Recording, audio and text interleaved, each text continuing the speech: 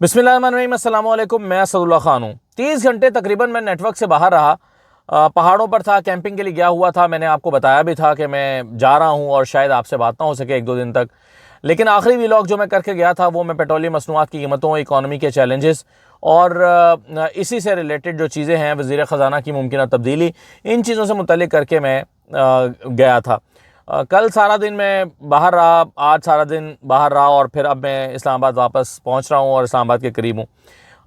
इस दौरान मैंने अभी आकर जब आज शाम में नेटवर्क खोला या मैं नेटवर्क में पहुंचा तो मैंने देखा कि पेट्रोलियम मसनूआत पर ही बहुत ज़्यादा शोर हो रहा है। मैंने आखिरी व्लॉग भी इसी मौजू पर किया था, महंगाई पर, इकॉनमी के चैलेंजेस पर और दीगर चीज़ों पर। और मैं जब आया हूँ नेटवर्क में तो मैंने देखा कि यही मौजू इस कॉम का एक बड़ा मौजू बना हुआ है।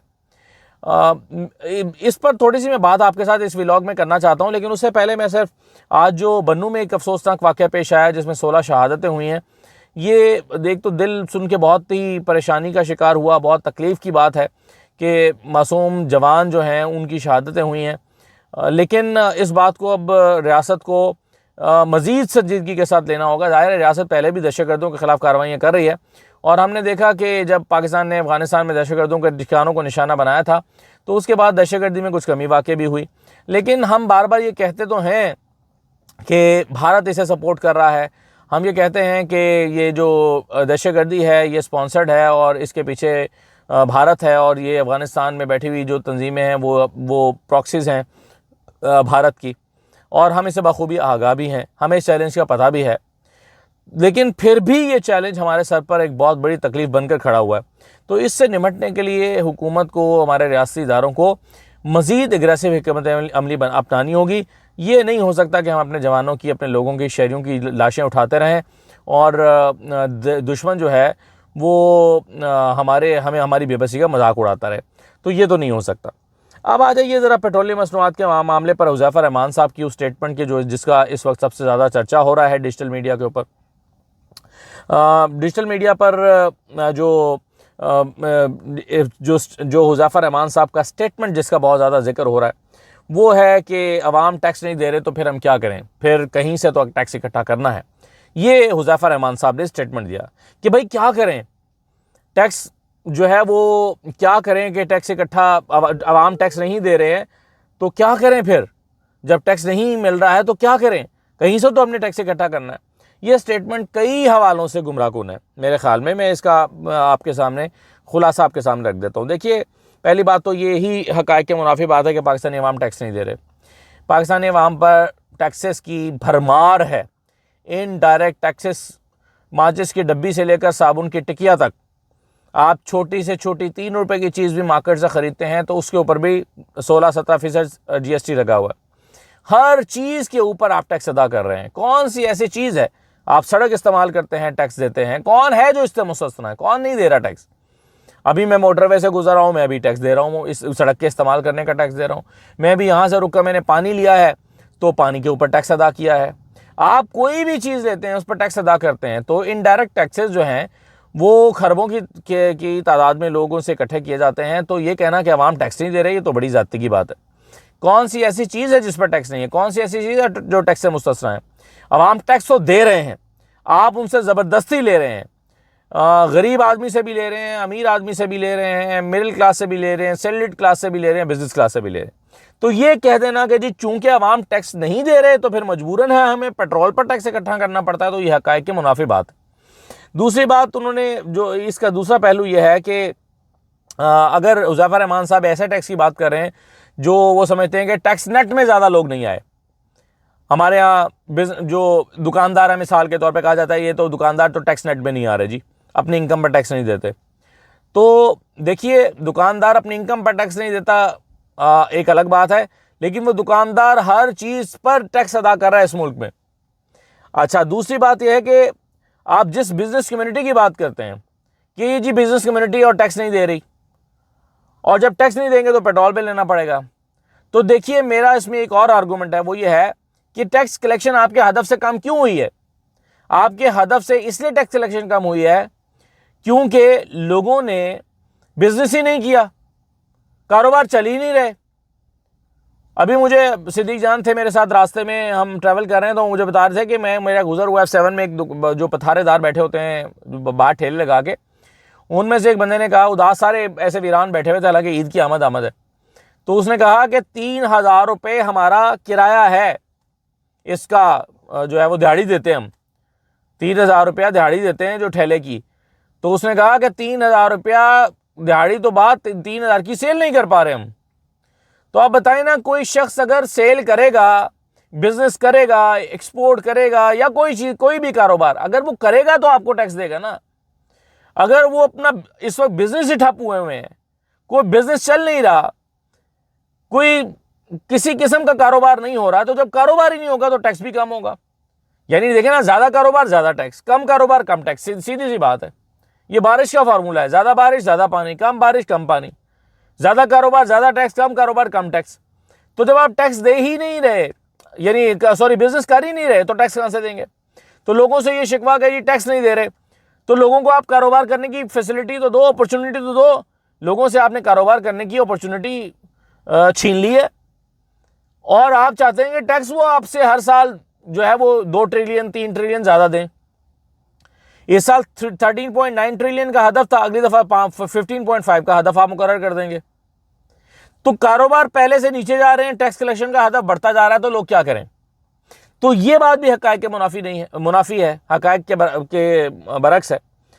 दूसरी बात यह है कि देखिए, अगर आपका यही फार्मूला है, मिसाल के तौर पे जो हुज़ैफा साहब बता रहे हैं या हुकूमत के और लोग भी बताते हैं, खाली हुज़ैफा ही नहीं और भी लोग, गालिबन एहसन इकबाल का भी मुझे को बता रहा था कि इसी किस्म की बात की, मैं डिजिटल मीडिया पे देख रहा था। तो देखिए, आपका अगर ये आर्गूमेंट है कि लोग चूंकि टैक्स नहीं देते इसलिए उनसे पेट्रोल में हम टैक्स ले रहे हैं, तो मुझे बताइए जो सैलरीड क्लास है वो तो भरपूर टैक्स दे रही है, आप उनसे पूरा टैक्स भी ले रहे हैं और बाकी तमाम सेगमेंट से ज्यादा भी ले रहे हैं।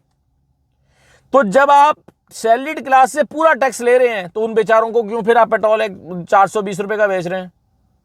ये क्या 420 ही है कि आप सैलरीड क्लास, या तो फिर सैलरीड क्लास के लिए पेट्रोल सस्ता कर देंगे, जो टैक्स दे रहा है उसके लिए सस्ता है, जो टैक्स नहीं दे रहा उसके लिए महंगा फिर जाती है। ये उसूल बनाए कि सैलरीड क्लास से आप जो है वो उनकी इस्तात से ज्यादा टैक्स ले रहे हैं, सबसे ज्यादा टैक्स ही सैलरीड क्लास दे रही है, तो पेट्रोल तो उनको भी उतना ही मिल रहा है, उतने का मिल रहा है। तो ये आर्गूमेंट इस तरह भी गलत साबित हो गया आपका, इस आर्गूमेंट में फिर जान तो ना रही।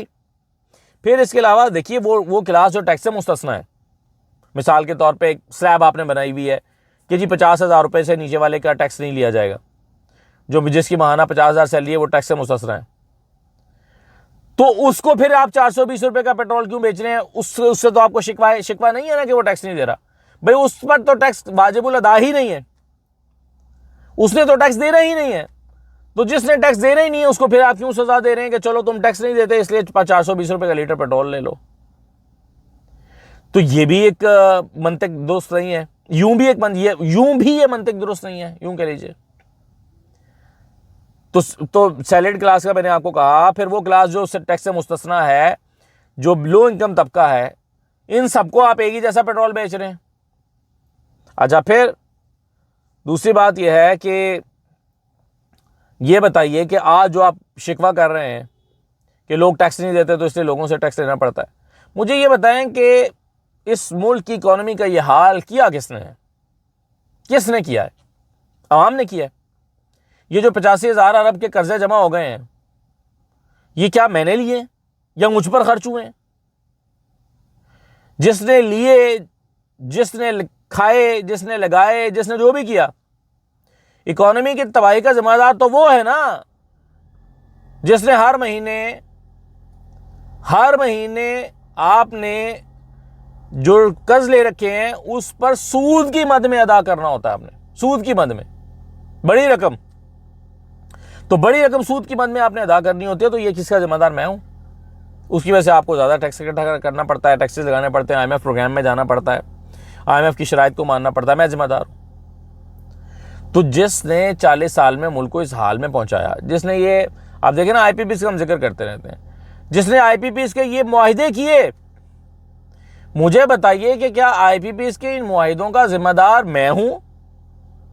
आज महंगी बिजली भुगत रहा हूं, महंगी बिजली पे टैक्सेस अदा कर रहा हूं, मैं जिम्मेदार हूं? तो सारा कुछ अवाम पे डाल देना कि चूंकि अवाम टैक्स नहीं दे रहे इसलिए इनको भुगतना पड़ रहा है, ये कमीने लोग हैं, ये घटिया लोग हैं, ये अवाम बड़े बेशरम लोग हैं, अवाम टैक्स नहीं देते तो इसलिए अवाम से फिर देखो ना पेट्रोल पे लेना पड़ रहा है, मजबूरी है हुकूमत की। तो ये एक बिल्कुल ही कमज़ोर आर्गूमेंट है, बल्कि मैं कहूँगा एक फजूल आर्गूमेंट है। ये आर्गूमेंट दुरुस्त नहीं है जो कहा गया है। अवाम हर लिहाज से पिसे हुए हैं। और देखिए पिछले 2 दिन में मैंने कल और आज को ज़रा सरसरी सा देखा है, पिछले 2 दिन में लोगों का जो रद्द अमल आया है, पीटीआई के लोग, अवाम, सादा लोग, डॉक्टर्स, इन सबको तो छोड़ दीजिए, खुद नून लीग के हिमायती लोगों का जो रद्द अमल आया है, जिस तरह से सलावातें वो हुकूमत को सुना रहे हैं, जिस तरह से तनकीद का निशाना शहबाज सरकार को बना रहे हैं, तो मेरा ख्याल है कि हुकूमत की आंखें खुलनी चाहिए। आलमी मंडी में पेट्रोलियम की मसनूआत की कीमतें जितनी बड़ी हैं उतना ही इजाफा होना चाहिए। नाजायज़ मुनाफाखोरी नहीं होनी चाहिए, ये किसी सूरत जायज़ नहीं है। नाजायज़ ये जो मुनाफाखोरी आप पेट्रोल में से कर रहे हैं, यानी आपने पेट्रोल को कमाई का जरिया बना लिया है, यानी आपने पेट्रोल को एक बिजनेस टूल के तौर पर इस्तेमाल करना शुरू कर दिया है। तो देखिए, हुकूमत को बेशक ये पता हो कि हम इन अवाम के साथ कुछ भी करें, ये हमें वोट दें या ना दें, हमें तो फॉर्म 47 मिल जाना है। अगर तो ये आपकी सोच है तो ये गलत फहमी है। हालात एक से नहीं रहते। वो तब हालात थे कि इमरान खान की मुखालफत में आपको फॉर्म 47 थमा दिए गए। ये रोज़ नहीं होता। अवाम दोस्त पॉलिसियां लाए बगैर आप पाकिस्तान में सियासत नहीं कर सकेंगे, मुश्किल हो जाएगा। हमेशा आपको फॉर्म 47 का तोहफा नहीं मिलेगा, आपको अपनी स्ट्रैटेजी बनानी पड़ेगी और लोगों की मुखालफतें मोल लेकर निज़ाम नहीं चलाया जा सकता। इजाज़त दीजिए, अल्लाह हाफिज़।